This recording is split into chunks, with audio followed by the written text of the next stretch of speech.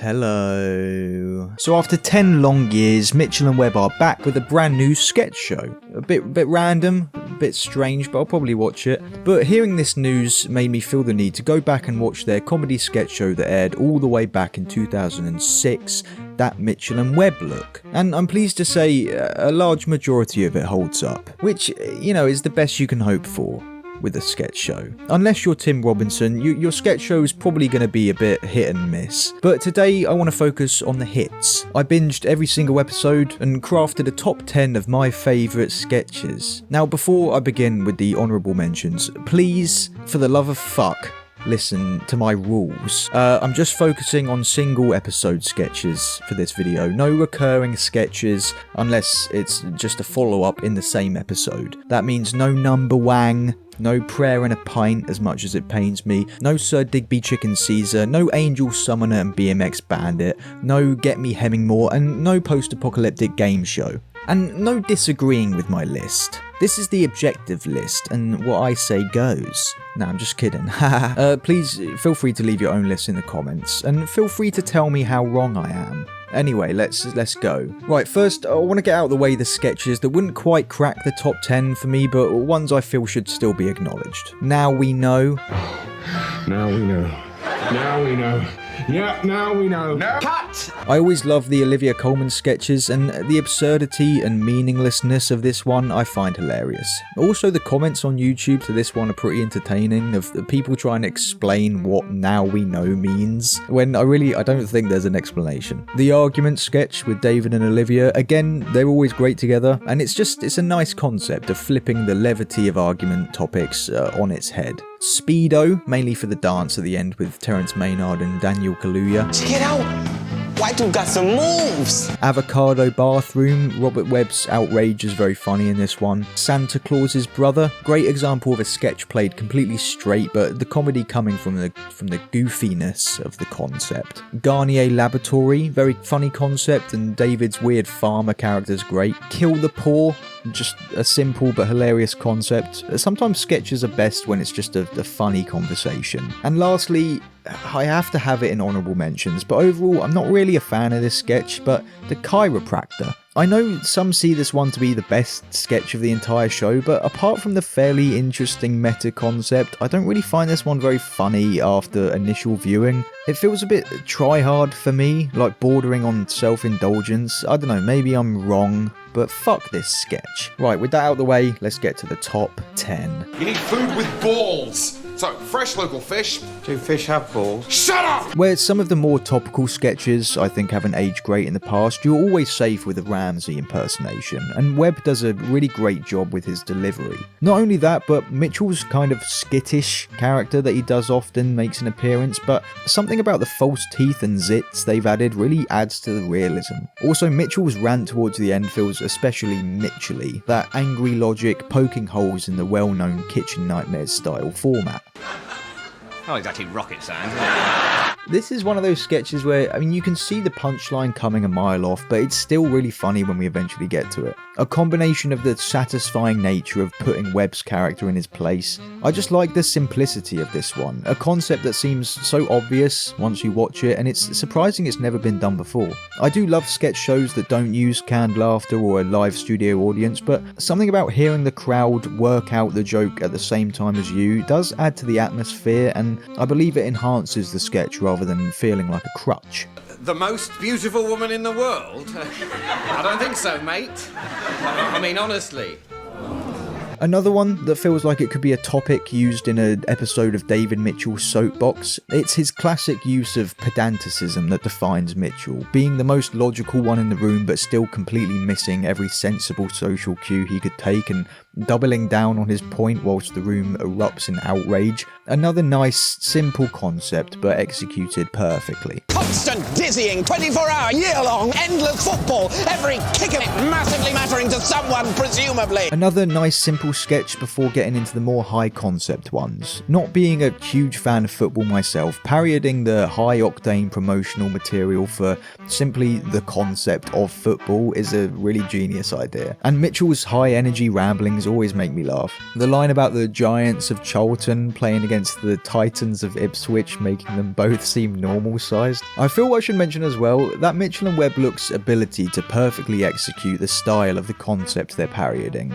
I wouldn't say it does a lot of the heavy lifting, because the writing and acting is still top tier, but it's still an important aspect that elevates the sketches. I mean, the editing and use of music is perfect here. Also, the fact that Sky Sports parodied this themselves back in April of this year shows how much of an impact this show has made. Coming up on the gift shop sketch.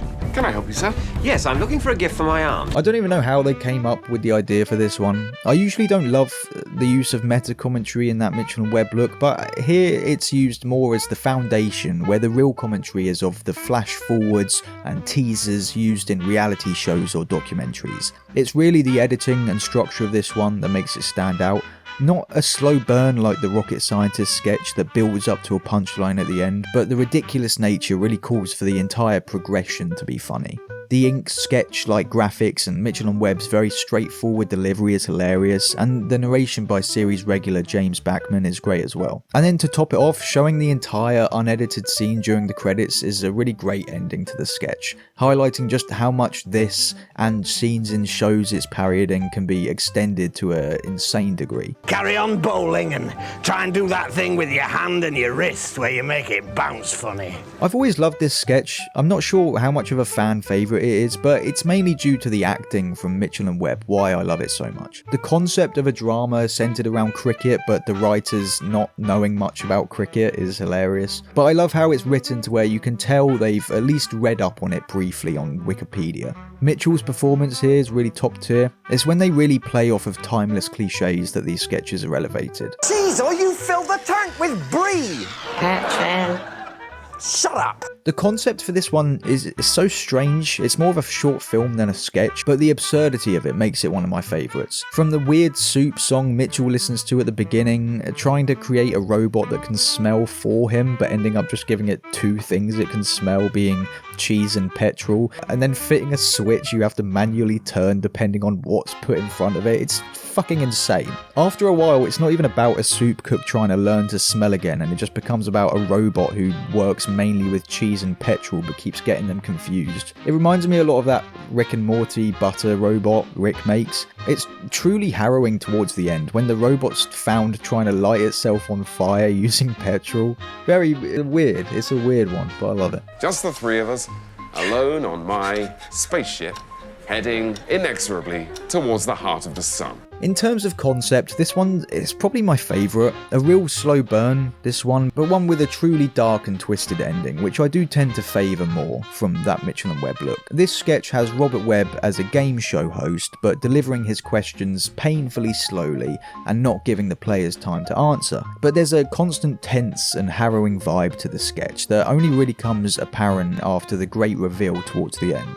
Details like the clock reaching all the way round before just carrying on is great, revealing there's truly no time limit. Robert's creepy delivery, the way he reveals the truth that he's an extremely wealthy man who's been given a couple months left to live, and so subjecting these two people to this torture, is borderline genius stuff. I can't get the fog to clear. Of course this one was going to make an appearance. It would be at 1, but I've saved that spot for a more classic sketch that really encapsulates David and Robert's writing. But what elevates this one is the fact it was foreshadowed in the episode before through a conversation with Mitchell and Webb about how the end of Blackadder Goes Forth was played more straight and not as a big joke. I think it was smart to add this in. Obviously Blackadder did that because it was based around the Second World War and a lot of people died in that war, if you didn't know. So it makes sense, and it's more tasteful as well to break away from the jokes and really hammer home the real brutal and sad nature of war. Obviously that Mitchell and Webb look has less cause to do this, but it was an interesting concept to take what would usually be a classic Mitchell and Webb sketch about Holmes in his older years suffering with dementia, but using the last minute or so to really explore how real and impactful of a situation this is. I'm glad they ended the show like this, and in no way does it feel forced or even out of place for this show. It feels genuine. Both the acting from David and especially Rob is great in this one. Definitely give it a watch if you haven't. Yes, goodness, I'm thirsty. I really am. I've got a tremendous thirst on all of a sudden. Oh. Whatever one came first, it doesn't really matter. But I chose this one as I feel it's a pretty genius concept, but still fits within the Mitchell & Webb look style. A classic sketch, one that sums up the show with a combination of real depressing commentary, good characters, and making light of a fairly sad situation. The corner shop sketch is simply about David Mitchell doing his shopping at his local corner shop, but it's slowly revealed that he's most likely an alcoholic homeless man who does the same routine every day and always results in him sitting on the steps of the corner shop drinking. The writing here is great, again nice and simple, and probably the purest Mitchell and Webby sketch of the show. But yeah, that's my ranking. We're definitely going to disagree on some things, so tell me in the comments how you'd rank them, and what are some of your favourite sketches I didn't even mention. Anyway, that's all from me. I hope you have a lovely, beautiful week, and I love you. Goodbye. Mwah.